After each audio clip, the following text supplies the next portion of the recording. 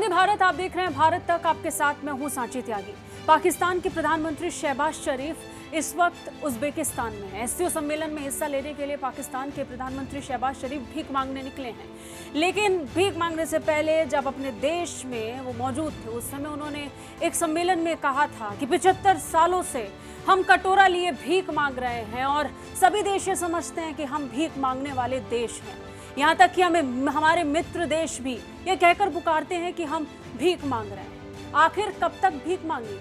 उनके इस बयान ने एक चीज जाहिर कर दी कि पाकिस्तान के प्रधानमंत्री इस समय उस पीड़ा में हैं जिसकी दवा वो कई देशों में जाकर खोजने की कोशिशों में जुटे।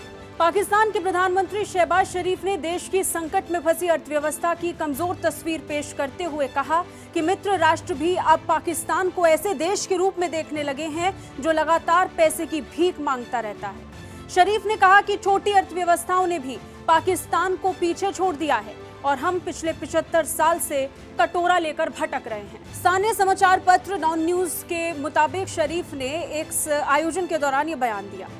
शरीफ का हवाला देते हुए ये कहा गया कि प्रधानमंत्री ने बुधवार को वकीलों के एक सम्मेलन को संबोधित करते हुए कहा था कि आज जब हम किसी मित्र देश में जाते हैं या उन्हें फोन करते हैं तो वो सोचते हैं कि हम उनसे पैसे मांगने आए हैं। शरीफ के अनुसार पहले ही देश की अर्थव्यवस्था एक चुनौतीपूर्ण स्थिति का सामना कर रही थी। बाढ़ ने भी इसे और अधिक मुश्किल में डाल दिया है। बता दें, पिछले लंबे वक्त से पाकिस्तान की आर्थिक स्थिति बहुत बुरे दौर से गुजर रही है।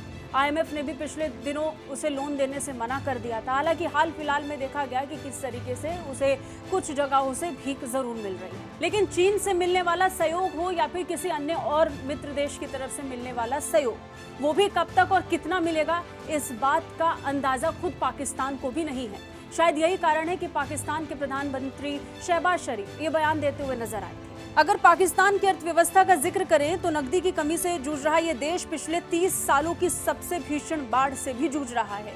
इस साल जून के महीने की शुरुआत से बाढ़ के कारण 1400 से अधिक लोगों की मौत हुई। वहीं 3 करोड़ 30 लाख लोग इस आपदा से प्रभावित हुए। बाढ़ की वजह से देश की अर्थव्यवस्था को दोहरी चोट लगी है।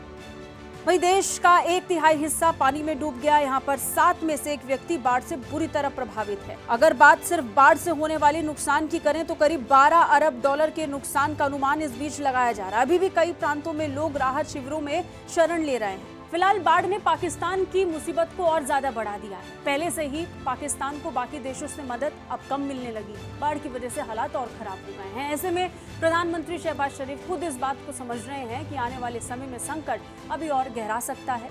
यही कारण है कि वो अब इस तरीके के बयान दे रहे हैं। कैसी लगी ये रिपोर्ट कमेंट करके जरूर बताइए। बाकी रक्षा और विदेश मामलों से अपडेट रहने के लिए देखते रहिए भारत तक। जय हिंद।